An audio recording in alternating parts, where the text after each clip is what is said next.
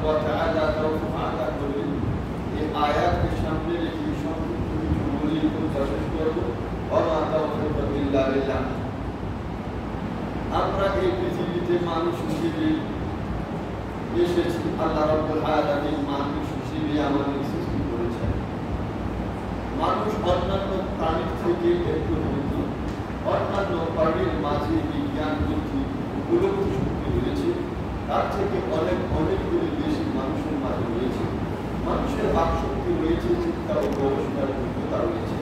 মানুষ তার জ্ঞান বুদ্ধিকে কাজে লাগিয়ে চিন্তা গবেষণার মাধ্যমে একটা ফলাফলে উপনীত হতে পারে, এমন শক্তি মানুষকে আল্লাহ দিয়েছেন।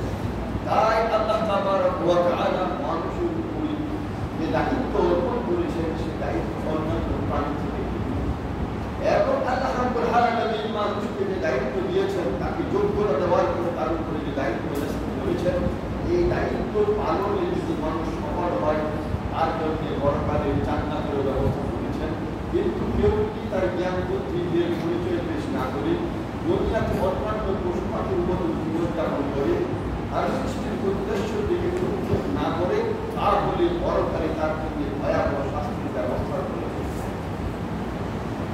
আমরা খুব সহজে এবং সংক্ষেপে এক কথায় বলতে পারি, এই ব্যক্তি তার সৃষ্টির উদ্দেশ্য, তাকে কি উদ্দেশ্যে সৃষ্টি করা হয়েছে, যে উদ্দেশ্য বাস্তবায়নের লক্ষ্যে কাজ করে পরকালের কল্যাণ লাভ করে, সেই ব্যক্তি হল বুদ্ধিমান। আর যেই ব্যক্তি তাকে সৃষ্টি করার কেউ এটা কোনোদিন প্রশ্ন করে না, কোনোদিন চিন্তাও করে না, পরকালের জীবনের ব্যাপারে চিন্তাও করে না, জাহান্নামের ভয়াবহ শাস্তি থেকে বাঁচার কোনো চিন্তা ভাবনাও তার মাথায় কাজ করে না, বরং এই কারণে তাকে পরকালে অত্যন্ত যন্ত্রণাদায়ক শাস্তিতে নিক্ষিপ্ত হবে।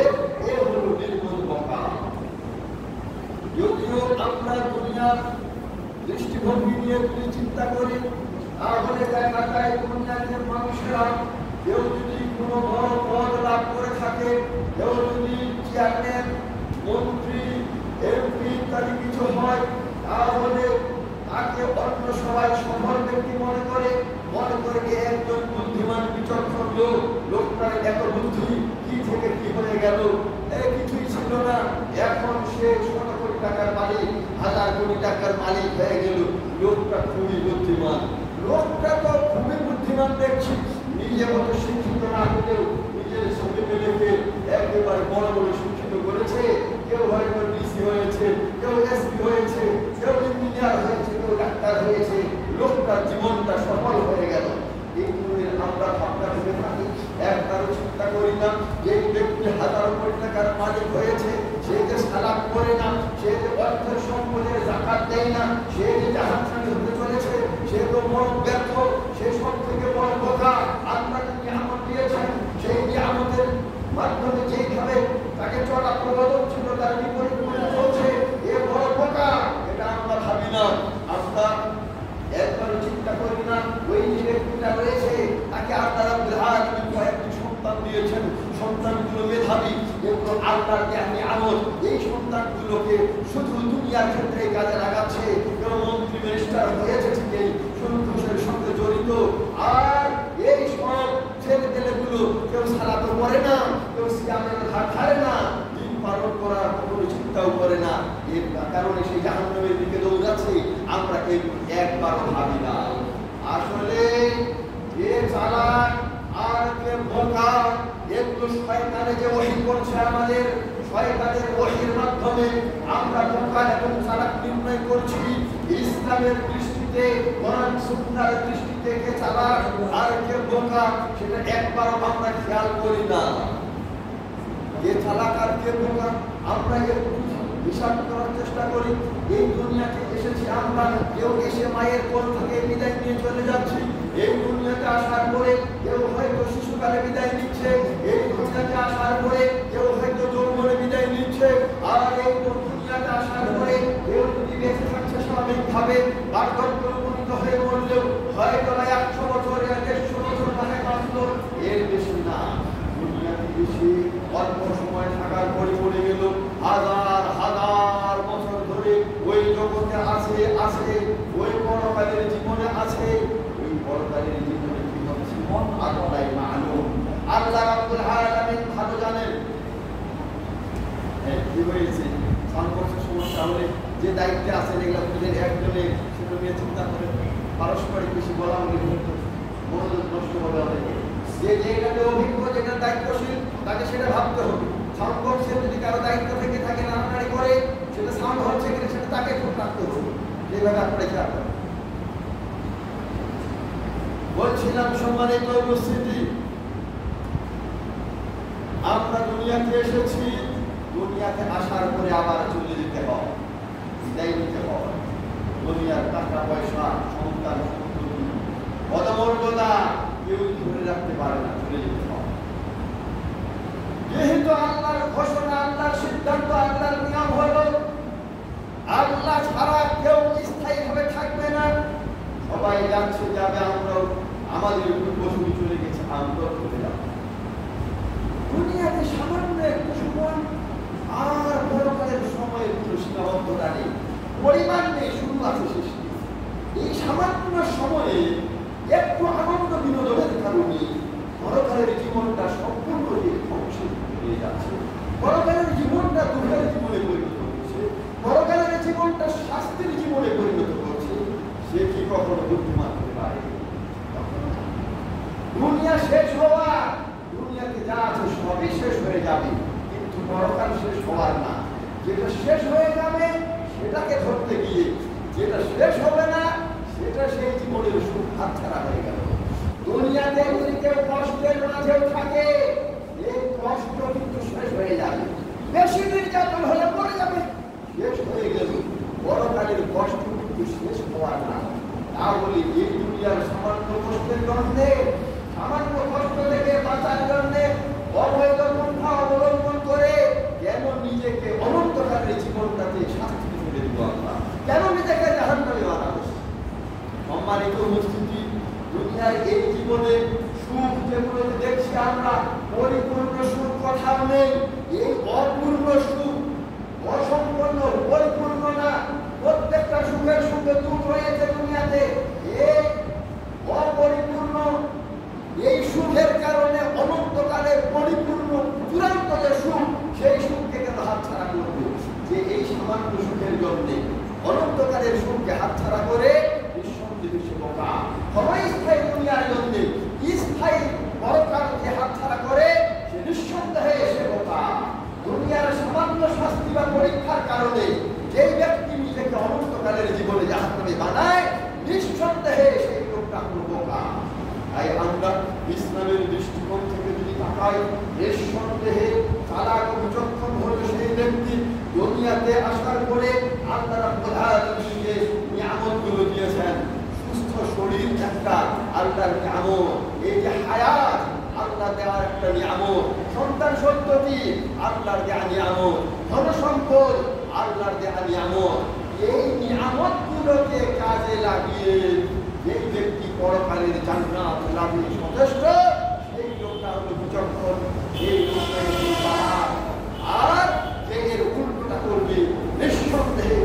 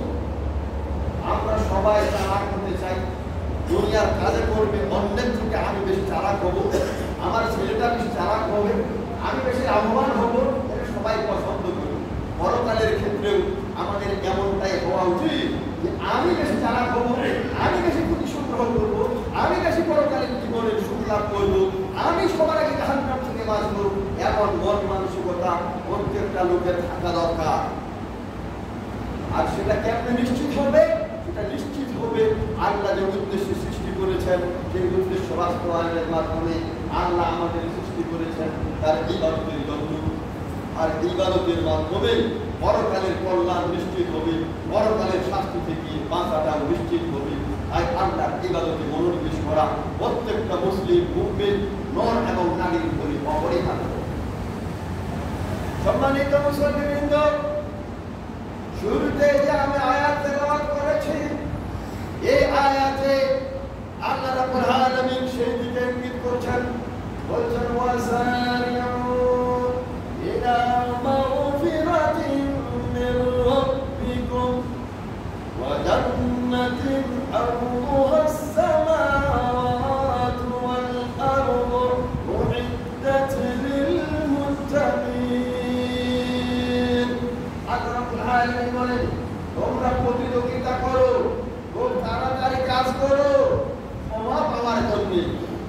কাজ করলে আল্লাহ ক্ষমা করবেন, এই কাজ করলে আল্লাহ জান্নাত দিবেন, এই কাজগুলোতে অলসতা করিও না, এই কাজগুলোতে প্রতিযোগিতা করো, এই কাজগুলো তাড়াতাড়ি করো, হেলামি করিও না এগুলোতে।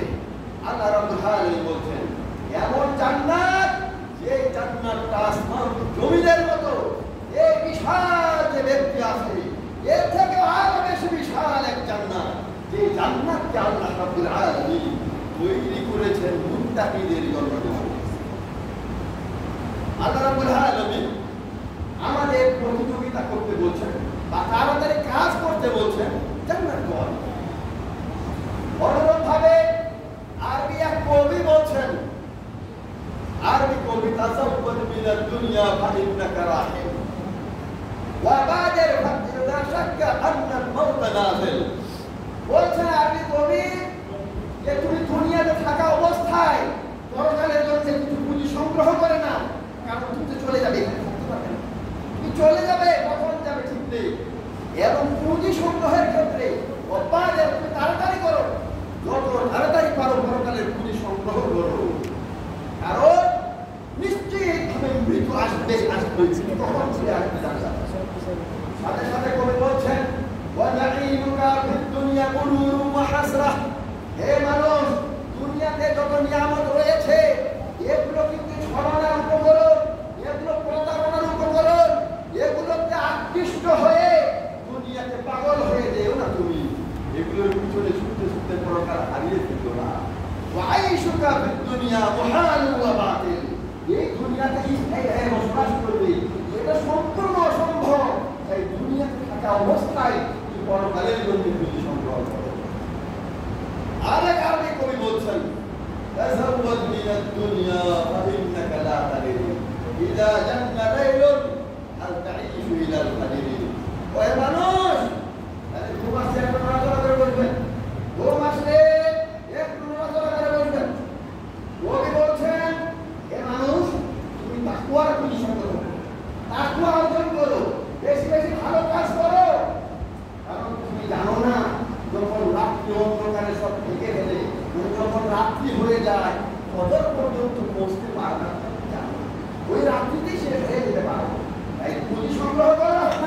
বলছে ওয়া কাম মিন সাহিহিন মাতা মিন গায়রিল্লাহ, মানুষ কি বলে ভাবতেছো না আমি তো সুস্থ সবল একটা লোক, আরে এখনই মরবো নাকি এমন ভাবছো? বলছেন ওয়া কাম মিন সাহিহিন মাতা মিন গায়রিল্লাহ, লোক বেমার ছাড়াই কত লোক মরে যায়, হার্ট করে মরে যাচ্ছে, হঠাৎ অ্যাক্সিডেন্ট করে মরে যাচ্ছে, ঘুমাইলো আর কাটতে পারলো না, শেষ হয়ে গেল। মনে করিও না সুস্থ আছি তো আমার বড় বড় অনেক দেরি আছে, এমনটা মনে করিও না। আবার এর বিপরীত হয়, কত দেখো অসুস্থ লোক বছর কে বছর বিছানায় শুয়ে কাটিয়ে দিচ্ছে, মরতেছে না।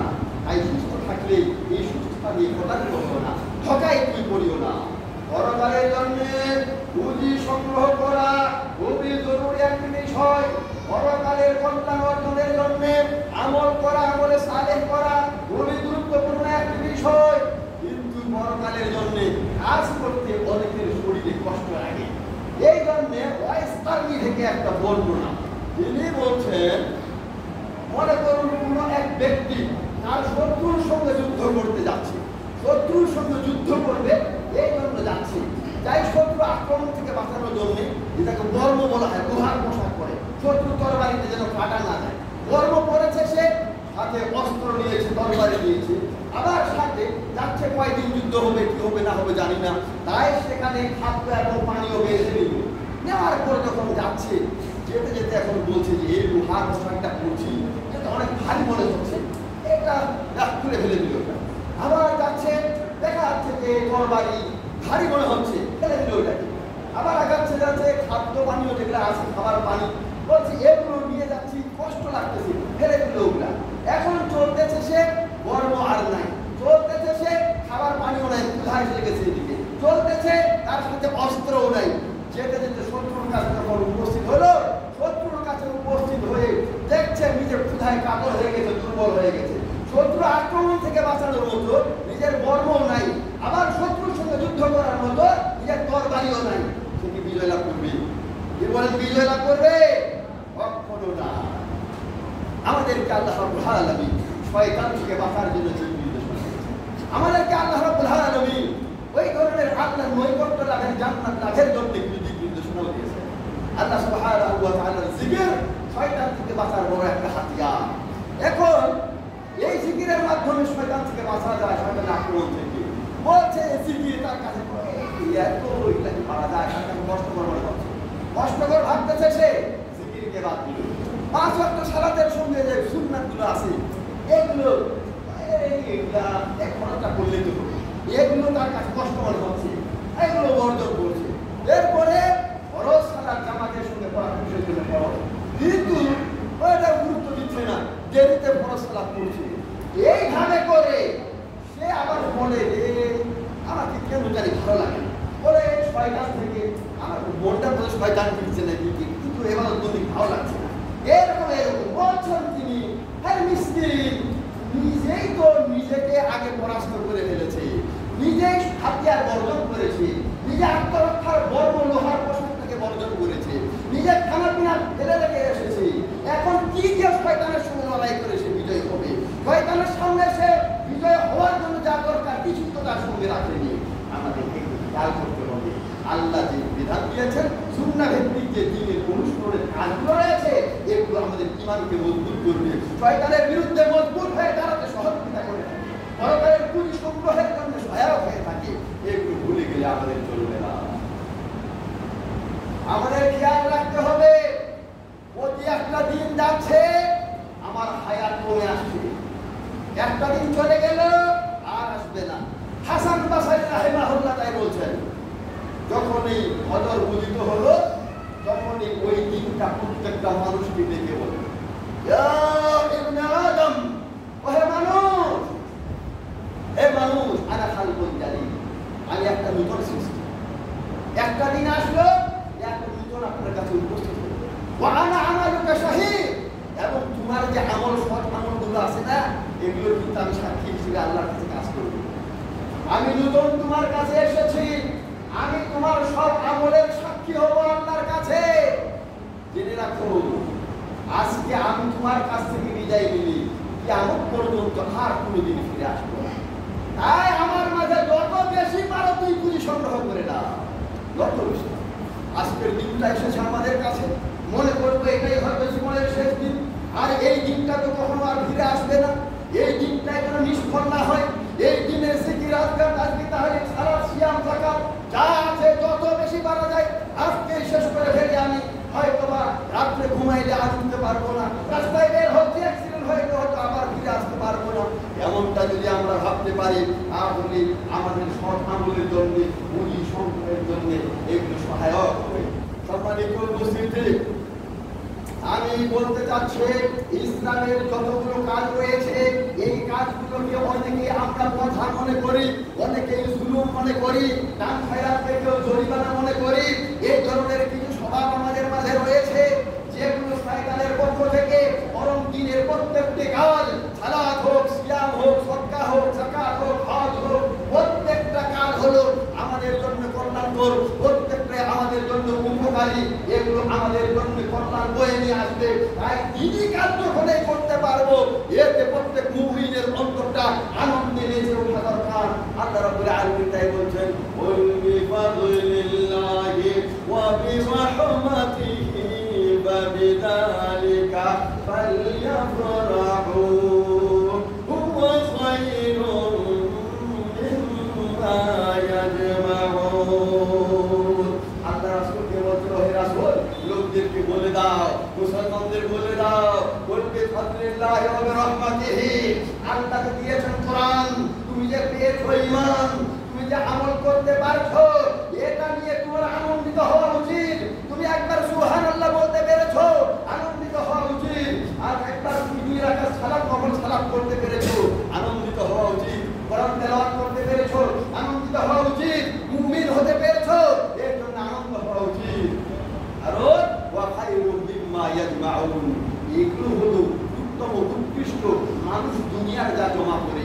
আমরা কাউকে ওই শুরুতে বলেছি চালাক মনে করি, কেউ যদি 100 কোটি 1000 কোটি টাকার মালিক হয়ে যায়, যদি কেউ মন্ত্রী হতে পারে, যদি আর কিছু হতে পারে, তাহলে আমরা চালাক মনে করি না।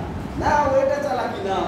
আল্লাহ বলছেন ওয়া খায়রুম মিম্মা ইয়াজমাউন, যে ব্যক্তি একটু পরকালের পুঁজি সংগ্রহ করতে পারবে সেটা অনেক অনেক গুণে শ্রেষ্ঠ দুনিয়াতে মানুষ যা জমা করে, দুনিয়াতে যা সঞ্চয় করে এর থেকে।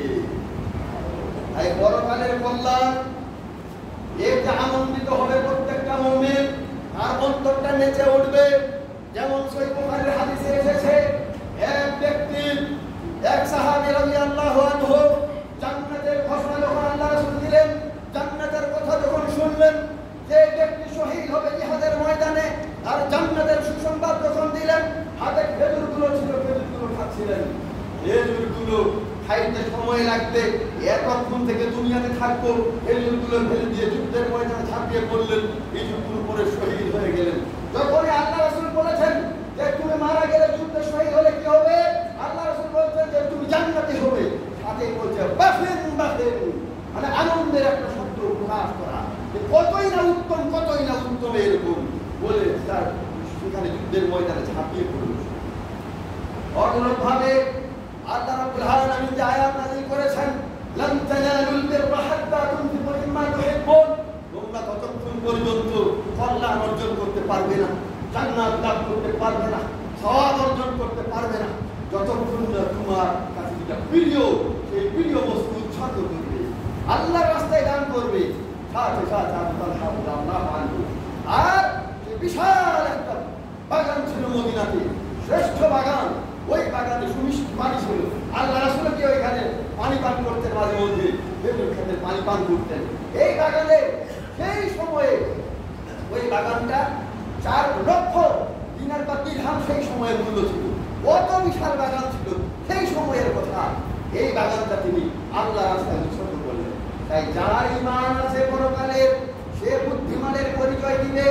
মানে এমন একটা দিন আসবে, দুনিয়াতে বিপদে পড়লে ভাই আছে, বোন আছে, স্বামী আছে, স্ত্রী আছে, সন্তান সন্ততি, পাড়া প্রতিবেশী অনেকেই আছে, পরকালে কি আছে, সন্তানটাও দূরে পালা, স্ত্রীটাও দূরে পালা, কেউ উপকার করবে না।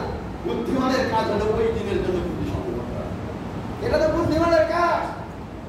অনুরূপভাবে বুদ্ধিমানের কাজ হলো যেটুকু আমল করছি এই আমলগুলো যেন আল্লাহর কাছে কবুল হয়, এই ধরনের পদক্ষেপ গ্রহণ করা। এই তো আসছে রবিউল আউয়াল, আসছে না, 12 রবিউল আউয়াল, আশেপাশে তো আছে, আপনারা না করলে আশেপাশে তো আছে। 12 রবিউল আউয়াল যে উদযাপন করছে, এই ধরনের সময় বলা শবে বরাত, মিলাদ, চল্লিশা, কৃষা, সাপ্তাহিক বিভিন্ন কিছু যেগুলো আছে, মানুষ এগুলো সুয়াদের মনে করে করতেছে, কিন্তু এগুলো সব যেগুলোকে মানুষ ইবাদত মনে করবে, কিন্তু ইবাদত না, সেটা হলো বিদআত। আর বিদআত হলো এর ভয়াবহ পরিণতি হলো জাহান্নাম। আল্লাহ রাসূল সাল্লাল্লাহু আলাইহি ওয়াসাল্লাম স্পষ্ট করেছেন। আর এই ধরনের সব বিদআত থেকে বেঁচে থেকে আল্লাহ রাসূলের সুন্নাহ ভিত্তিক আমল করা, এটা হলো বুদ্ধিমানের পরিচয়। এটাই হলো বুদ্ধিমানের পরিচয়।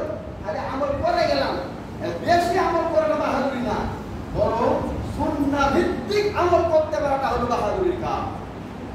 সম্মানিত মুসলিমদের, আর একটা বুদ্ধিমানের কাজ হলো এই দুনিয়ায় থাকা অবস্থায় এমন জীবন যাপন করা, এই জীবনটা পরকালে বিপদের কারণ না হয়। দুনিয়াতে এখন কেউ একটু কিছু পাইলে অহংকার হেঁটে বসে, ক্ষমতা পেয়েছে, কত বড় ক্ষমতা বাধ্য, যদি কেউ কথা কোনো একটা ইউনিয়নের কোনো একটা জেলার সভাপতি সেক্রেটারি হচ্ছে কোনো সংগঠনে, বাবা কে পায় তাকে, কাকে মারে, কার সম্পদ ছিনতাই করে, কাকে বাড়ি ছাড়া করে, কাকে হত্যা করছে, কিচ্ছু মনে করছে না। এটা বড় যতটুকু অন্যের উপর অত্যাচার করল, যতটুকু অন্যের সম্পদ দিল, সে যতটুকু অন্যকে কষ্ট দিল, ততটুকু কষ্ট দিল নিজের উপর চাপিয়ে দিল, ততটুকু পরকালে সে যেন বঞ্চিত হল। আল্লাহ রাসূল সাল্লাল্লাহু আলাইহি ওয়াসাল্লাম তাই বলছেন না, মানে মুফলিস সব থেকে নিঃস্ব ব্যক্তি কে, সব থেকে ফকির কে? ফকির। সাহাবায়ে কেরাম বললেন তার টাকা পয়সা নেই, তার দিনার দিরহাম নেই, সে তো ফকির। আল্লাহ রাসূল সাল্লাল্লাহু আলাইহি ওয়াসাল্লাম বললেন যে আসল প্রকৃত ফকির হলো যেই ব্যক্তি কিয়ামতের দিন আসবে, কিয়ামতের দিন আসলো বিসালাতিন ওয়া সিয়ামিন ওয়া সাদাকা, যে সালাতের সওয়াব আছে, যাকাতের সওয়াব আছে, সিয়ামের সওয়াব আছে, এই ধরনের সওয়াবও নিয়ে এসেছে, কিন্তু ওই লোকটা সাবহানা ওয়াকাদাবাহানা, কাউকে গালি দিয়েছে, কাউকে অপবাদ দিয়েছে, কাউকে তার রক্তপাত ঘটিয়েছে, কাউকে পিটন দিয়েছে, এই ধরনের মানুষের উপরে জুলুম করেছে। আল্লাহ রাসূল বলছেন তখন এই সব পাওনাদারকে এর সবগুলো দেওয়া হবে। সব দেওয়া হচ্ছে, সব শেষ হয়ে গেল, তাই ভাবি আছে যদি সব শেষ হয়ে যায় এরপরে অন্যের পাপগুলো এর মাথায় চাপানো হচ্ছে। মাথায় চাপাইতে চাপাইতে শেষে দেখা গেল কিছু তো নাই, এখন পাপের বিশাল বোঝা হয়ে গেছে, একে তখন জাহান্নামে নিক্ষেপ করা হবে। নাউযু বিল্লাহি মিন যালিক। তাই দুনিয়াতে বাহাদুরি দেখাতে গিয়ে কাউকে ধমক দেওয়া অন্যায় ভাবে, কাউকে লাঞ্ছিত করা, কারো সম্পদ নিয়ে নেওয়া, কারো উপর জুলুম করা, কাউকে হত্যা করা, এগুলো সবই বোকামির পরিচয়। এগুলা বুদ্ধিমানের পরিচয় না। বুদ্ধিমানের পরিচয় হলো নিজেকে নিয়ন্ত্রণ করতে পারা, নিজেকে ইসলামের সীমারেখার মাঝে রাখা। সম্মানিত উপস্থিতি, আসুন আমরা বুদ্ধিমানের পরিচয় দিই। দুনিয়াতে থাকা অবস্থায় যেগুলো পরকালের জীবনকে ধ্বংস করে এগুলো থেকে বিরত থাকি, যার মাধ্যমে পরকালে কল্যাণ অর্জন হয়, জান্নাত নিশ্চিত হবে। এইগুলি সৎ আমল, সালাত, সিয়াম, সাদাকা, যাকাত, হজ, সন্তান লালন পালন, এগুলো আজ ব্যস্ত থাকার চেষ্টা করি। দুনিয়ার লোভ লালসা এগুলো আমাদের বিশেষ করবে, এই লোভ লালসা থেকে নিজেকে হেফাজতের চেষ্টা করি। আল্লাহ আমাদের তৌফিক দান করুন। আমিন আল্লাহুম্মা আমিন। বারাকাল্লাহু লানা ওয়া লাকুম ফিল কোরআনিল কারীম ওয়া নাফা'না বিহি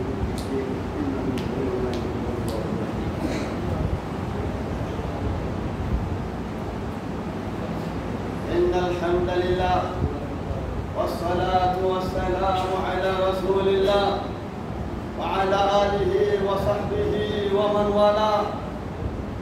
সম্মানিত মুসলিমবৃন্দ, আল্লাহ সুবহানাহু ওয়া তাআলা আমাদেরকে মানুষ হিসেবে সৃষ্টি করেছেন, জ্ঞান বুদ্ধি দিয়েছেন।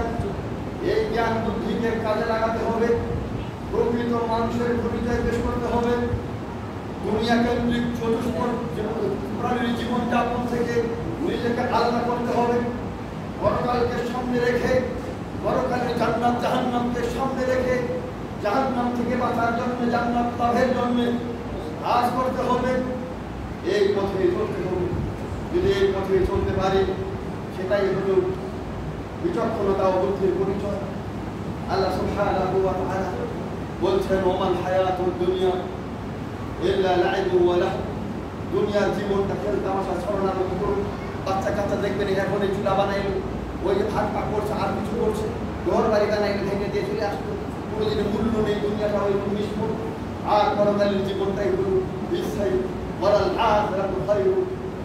আর পরকালের জীবনটাই হলো উত্তম জীবন। লিল্লাযীনা তাকাউ, যারা মুত্তাকি তাদের জন্য। আফালা তা'কিলুন। ওই মানুষেরা তোমরা কি চিন্তা করবা না? তোমাদের জ্ঞান বুদ্ধি কাজে লাগাবা। ভাইরা আমার, আজকে আপনারা নতুন মসজিদের এখানে উদ্বোধন করছেন, মসজিদ উদ্বোধন হচ্ছে। এতে রয়েছে অনেকের ত্যাগ, আরো মেধা কাজ করেছে এখানে, অনেকের পরিশ্রম কাজ করেছে এখানে, অনেকের অন্তর থেকে ভালোবাসার নিংড়ানো দান সৎকার কাজ করেছে এখানে। বিভিন্ন জনে বিভিন্ন ভাবে ত্যাগ স্বীকার করেছেন, আপনারা অনেক কষ্ট করেছেন। এটা কখনই সফলতায় রূপ নেবে যদি আমরা আপনারা এগুলোকে আল্লাহর জন্য করতে পারেন। যখনই ভালো একটা কাজ করতে যাবেন, তখনই শয়তান সেখানে ওয়াসওয়াসা দিয়ে থাকে।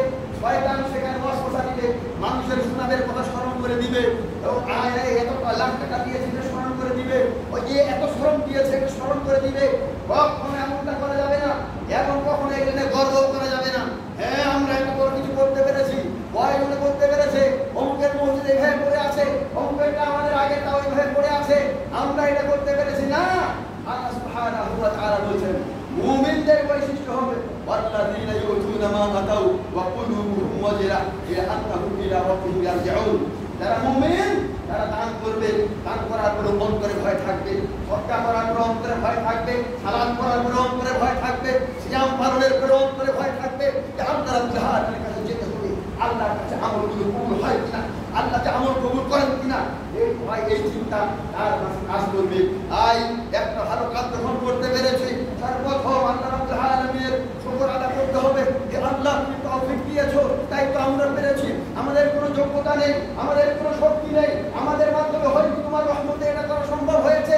আল্লাহ এই কাজটি কবুল করুন। কবুলের জন্য আল্লাহর কাছে দোয়া করতে হবে, আল্লাহর কাছে প্রার্থনা করতে হবে। তাই আমাদের আমলগুলো যেন কবুল হয়, আমাদের দান যেন কবুল হয়, আমাদের ত্যাগ ও শ্রম যেন কবুল হয়। কালকে পরকালে কঠিন ভয়াবহ দিনে, যেই দিনে নিজ সন্তান পর্যন্ত বাবা মায়ের উপকারে এগিয়ে আসবে না, সেই দিন যেন আমরা আল্লাহর রহমত লাভ করতে পারি, এই জন্য আল্লাহর কাছে আমরা দোয়া করব। তারপরে আমরা এই মসজিদটা তৈরি করেছি, মসজিদ তৈরির মূল উদ্দেশ্যের দিকে খেয়াল করি। মসজিদ তৈরি করলাম, কিন্তু সালাতে উপস্থিতি নেই। ফজরের সালাতে দেখা যাচ্ছে 3-4 জন। কি লাভ হবে ওটার দ্বারা? আপনি জমি কিনলেন কয়েক শত কোটি টাকা দিয়ে, জমি ফেলে রেখে দিলেন, কি লাভ? আপনি দুধের জন্য গাভী কিনলেন, গাভীর দুধ আর দহন করছেন না, থেকে গেল, ওইখানে পড়ছে, নষ্ট হচ্ছে, কি লাভ তাতে? মসজিদ হয়েছে এখন সালাতের জন্য সিদ্ধান্ত নিতে হবে। পুরুষ মানুষ যারা রয়েছে বাড়িতে উপস্থিত থাকবে, জামাত থেকে একটা যেন পিছনে হাঁটে, এই ধরনের ব্যবস্থা গ্রহণ করতে হবে। বাড়ি বাড়ি দাওয়াতি কাজের ব্যবস্থা করতে হবে। মানুষকে সালাত, আল্লাহ রাসূলের সালাত শিক্ষা দেওয়ার ব্যবস্থা করতে হবে। সবাইকে সচেতন করে বলতে হবে যেন সালাতে মনোযোগী হয়, আল্লাহ রাসূলের সালাত যেন সম্পাদন হয়। তারা একজন কখনো শয়তানের ওয়াসওয়াসায় পিছিয়ে থাকলে বাড়িতে আসে, তাও জামাতে আসলো না, আর 2 জন পাশে আছে, কেন আসবে না, তাকে বুঝিয়ে তাকে ধরে নিয়ে আসার জন্য চেষ্টা করতে হবে। এই ধরনের পদক্ষেপ থাকতে হবে আমাদের। এবং আমরা এখানে যারা আছি, আমাদের বাইরেও অনেকে অংশগ্রহণ করেছে এই মসজিদ তৈরির ক্ষেত্রে, তাদের জন্য আমরা দোয়া করব। আল্লাহ রাব্বুল আলামিন তাদেরও সদকাগুলো যেন কবুল করেন, তাদেরও দানগুলো যেন কবুল করেন। আল্লাহ রাব্বুল আলামিন এর উত্তম প্রতিদানে তাদের ভূষিত করেন, পরকালে এর প্রতিদানে তাদেরকে যেন আল্লাহ আনন্দিত করেন। আমরা এই জন্য আল্লাহর কাছে দোয়া করব। সম্মানিত উপস্থিতি, আজকে এই মসজিদে কাজের মাঝে আপনারা সবাই অংশগ্রহণ করেছেন, সবারই অংশ রয়েছে। একটা কথা বলে হলো, একটা পরামর্শ দিয়ে হলো, একজন লোকের কাছে গিয়ে বুঝিয়ে হলে হলো, কেউ জমি দিয়ে, কেউ টাকা পয়সা দিয়ে, কম বেশি চাইলেন না কেন আপনি, কম বেশি তো হতেই পারে। এমনও হতে পারে কোনো ব্যক্তি 1 লক্ষ টাকা দিয়েছে, আর কেউ 1 টাকা দিয়েছে। যে 1 টাকা দিয়েছে সামর্থ্য নাই, যোগ্যতা নাই, এরপরেও আল্লাহর ভালোবাসা নিয়ে, অন্তরের ভালোবাসার মহব্বত নিংড়ানো 1 টাকা দিয়েছে আল্লাহকে খুশি করার জন্য। আর কেউ 1000 কোটি টাকার মালিক 1 লক্ষ টাকা দিয়ে দিল, ওই 1 লক্ষ থেকে 1টা টাকাই আল্লাহর কাছে বেশি প্রিয় হতে পারে। এই জন্য সবার ত্যাগ রয়েছে, তাই কেউ কাউকে কখনো অবমূল্যায়ন করবো না। মুনাফিকদের একটা স্বভাব আছে, কেউ যদি একটু বেশি দান খারাপ করে বলবে যে আল্লাহকে মানুষকে দেখানোর জন্য। কেউ যদি কম করে বলবে এটা আবার আল্লাহর কি দরকার, এটা আল্লাহ কোনো দরকার নেই, 1 টাকা কি হবে, এরকম। এটা মুনাফিকের স্বভাব। যে যেটা দিয়েছে আল্লাহ তার উপরে খবর আছে। আমরা সবারই জন্য দোয়া করব। আপনাদের এখানে একজন মালয়েশিয়ান প্রবাসী রয়েছেন, এই ব্যক্তিও অনেক অবদান রেখেছেন। একবার 5 লক্ষ দিয়েছেন, 1 লক্ষ দিয়েছেন। আপনারাও যতটুকু সম্ভব একাধিকবার দেওয়ার চেষ্টা করেছেন। সবাই সবার জন্য দোয়া করব। আমাদের যারা দুনিয়া থেকে বিদায় নিয়েছেন, পয়গম্বর সাহেবের বাবা বিদায় নিয়েছেন, আরো আমাদের যারা বাবা মা আত্মীয়স্বজন বিদায় নিয়েছে, আল্লাহ রাব্বুল আলামিন সবার জীবনের গুনাহগুলোকে মাফ করুন। আল্লাহ রাব্বুল আলামিন এর উত্তম প্রতিদান তাদের প্রদান করুন। আল্লাহ সুবহানাহু ওয়া তাআলা তাদের কবরকে জান্নাতের টুকরায় পরিণত করুন। আমরা যারা এই কাজ করেছি, ভালো কাজে অংশগ্রহণ করেছি, খেয়াল রাখতে হবে, অংশগ্রহণ করলাম শেষ হয়ে গেল এমনটা কিন্তু না। আল্লাহ যেমন আপনাকে দিতেই আছে, ওই রকম আপনিও সামর্থ্য মিলে দিতেই থাকবেন। আল্লাহ আপনাকে দিচ্ছেন না, এই যে অক্সিজেনটা পাচ্ছেন, এটা মূল্য কত? আপনি শরীরটা ব্যবহার করছেন, এটা মূল্য কত? আল্লাহ রিজিক দিচ্ছেন, নিজেকে একটা দিয়ে বন্ধ করে দেন, মূল্য কত? যেগুলো আপনি দিচ্ছেন, আল্লাহ দিচ্ছেন, দিয়েছে বলে তো। আপনি 5000 টাকা দিয়েছেন, কোথায় পাই? আল্লাহ যদি আপনাকে বুদ্ধি করতো, ভিক্ষা করে দেয়। আল্লাহ 5000 টাকা দেওয়ার শক্তি দিয়েছেন বলে তো দিয়েছেন। আপনি এইভাবে করে একবারে শেষ করবেন না। দ্বিতীয়তলা মসজিদ রয়েছে, জুমার দিনে মা বোনেরা সালাতে আসবেন, ওইখানে যদি ফ্যান না থাকে, ওইখানে যদি পরিবেশ ভালো না থাকে, মসজিদে আসার ইচ্ছা করবে না, এই গরমে আসার ইচ্ছা করবে না, টোকা টোকা করে আসেন, তারা কষ্ট হবে, আসতে চাইবে না। তাই সেটারও ব্যবস্থা করতে হবে। এর জন্য যার যতটুকু শক্তিটা কোলায় আবার এগিয়ে আসতে হবে। আমলগুলো কবুল হওয়ার একটা আলামত। ভালো কাজ স্থায়ী হবে। আমি একটা ভালো কাজ করেছি, এরপরে বাদ দিয়ে দিলাম, এমনটা না। ভালো কাজ করার পরে আরো ভালো কাজ হবে, একটা ভালো কাজ আরেকটাকে টানে নিয়ে আসবে, আরেকটাকে টানে নিয়ে আসবে।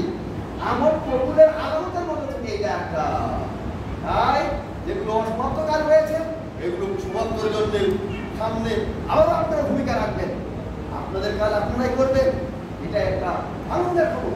অনেকেই এখন যেটা দেখা যায় শুধু পরনির্ভরশীলতায়, আর ভাই নিজের বাড়িতে তো আমার হচ্ছে না, নিজের বাড়িতে তো করতেছি আমি, পরকালে ঘরের ঘোষণা দিয়েছেন আল্লাহ, আল্লাহকে খুশি করার জন্য যে মসজিদ তৈরি করবে জান্নাতে তাকে একটা ঘর দেওয়া হয়েছে। সুবহানাল্লাহ, বিশাল কিছু একটা পাওয়া। এর আগে ওদের এখানে আলোচনা আমি এটাও বলছি, কেউ যদি অন্তর থেকে আল্লাহকে খুশি করার জন্য একটু অংশগ্রহণ করে, মনে করে একটা ইটের টাকা দিল, এই সামান্য অংশগ্রহণ করলে আল্লাহ রাব্বুল আলামিন খুশি হয়ে তাকে জান্নাতে ঘরে দিবেন। এই জন্য আমরা সাধ্য অনুযায়ী চেষ্টা করব আমলগুলো যেন স্থায়ী হয়। দান করেছি এবারে দানের একটা রাস্তা বন্ধ করে দিলাম, এমন যেন না হয়। নারী হোক পুরুষ হোক, যে পর্যায়ে রয়েছে আমরা স্বতঃস্ফূর্তভাবে আরো অংশগ্রহণ করবো, অসমাপ্ত কাজকে সমাপ্ত করার জন্য চেষ্টা করব এবং এই মসজিদে পরবর্তীতে সালাতের জন্য তাই করবো। মানুষদেরকে দিন শেখানোর জন্য যে আয়োজনের প্রয়োজন সেগুলো বন্দোবস্ত করার চেষ্টা করবো। আল্লাহ সুবহানাহু ওয়া তাআলা আমাদের সবাইকে তার কবুল করুন। আমিন। আল্লাহ আমাদেরকে দিন বুঝার তৌফিক দান করুন। রব্বুল আলামিন পরকালের পুঁজি সংগ্রহের মানসিকতার তৌফিক আমাদেরকে দান করুন। আল্লাহ এই মসজিদ নির্মাণে যারা অংশগ্রহণ করেছেন, অনেকে অংশগ্রহণ করেছেন, বড় অবদান রেখেছেন এখানে কয়েক অংশে, সবারই সব ধরনের এই দানগুলো কবুল করো আল্লাহ। আল্লাহ আমাদের যেমন সামর্থ্য না থাকা সত্ত্বেও অল্প যতটুকু পেরেছি দিয়েছি আল্লাহ, আল্লাহ তুমি আমাদের অন্তরের দিকে তাকিয়ে ওই অল্পকে তুমি অনেক বড় করো। যেমন তোমার রাসূল সাল্লাল্লাহু আলাইহি ওয়াসাল্লাম ঘোষণা দিয়েছেন, কেউ যদি একটা খেজুরও দান করে আল্লাহ রাব্বুল আলামিন ডান হাত দিয়ে ওটা বড় করতে করতে পাহাড়ের মতো করে ফেরত দেন থাকে। আল্লাহ আমাদের এই সামান্য দানকে তুমি কবুল করো। আল্লাহ এর বিনিময়ে জান্নাতুল ফেরদাউস আমাদের জন্য তুমি নির্ধারিত করো আল্লাহ। আল্লাহ আমাদের ভবিষ্যৎ জীবনকে দ্বীনের উপর পরিচালনার তৌফিক দান করো। ঈমান ও আমল নিয়ে দুনিয়া থেকে বিদায় নিয়ে জান্নাতে মেহমান হওয়ার তৌফিক দান করো আল্লাহ। আল্লাহ দুনিয়াবি সব ধরনের ফিতনা থেকে আমাদের হেফাজত করো আল্লাহ। আমাদের হালাল কামাইয়ে তুমি বরকত দান করো, হারাম থেকে আমাদের তুমি হেফাজত করো। আমাদের সন্তান সন্ততি স্ত্রী পুত্রকে দিন অনুযায়ী পরিচালনা করার তৌফিক দান করো আল্লাহ। আল্লাহ আমাদের প্রিয় জন্ম হয়ে বাংলাদেশটাকে তুমি হেফাজত করো, বিভিন্ন ধরনের ষড়যন্ত্র থেকে দেশটাকে তুমি রক্ষা করো আল্লাহ। আল্লাহ শান্তিপূর্ণ পরিবেশ তুমি দান করো, কাটাকাটি মারামারি কোন ধরনের দেশটাকে রক্ষা করো। যেভাবে দেশের উন্নয়ন হবে, জনগণের কল্যাণ হবে, সেইভাবে দেশ পরিচালনার সুব্যবস্থা করো আল্লাহ। আল্লাহ সারা বিশ্বের মুসলমানদেরকে তুমি হেফাজত করো আল্লাহ। আল্লাহ ফিলিস্তিনের ভাইদেরকে হেফাজত করো আল্লাহ। ভারতের মুসলমানদের হেফাজত করো, সিরিয়ায় আমাদের মুসলমানদেরকে হেফাজত করো আল্লাহ। না খেয়ে ফিলিস্তিনের ভাই বোনেরা মরে যাচ্ছে আল্লাহ, তুমি ছাড়া দেখার কেউ নাই গো আল্লাহ। আল্লাহ তুমি তাদের উত্তম সহযোগী হও, তোমার গায়েবী মদদে তাদেরকে উদ্ধার করো রব্বুল আলামিন। اللهم اعز الاسلام والمسلمين، اللهم اعز الاسلام والمسلمين واقتل الكفرة والنصارى واليهود والمطريات والمشركين. يا حي يا قيوم برحمتك نستغيث. اللهم انا نسالك جنة الفردوس ونعوذ بك من النار. رب ارحمهما كما ربياني صغيرا. اللهم اغفر لي ولوالدي ولجميع المؤمنين والمؤمنات المسلمين والمسلمات الاحياء منهم والاموات انك مجيب الدعوات. ربنا تقبل منا انك انت السميع العليم وتب علينا انك انت التواب الرحيم. سبحان ربك رب العزة عما يصفون وسلام على المرسلين والحمد لله رب العالمين.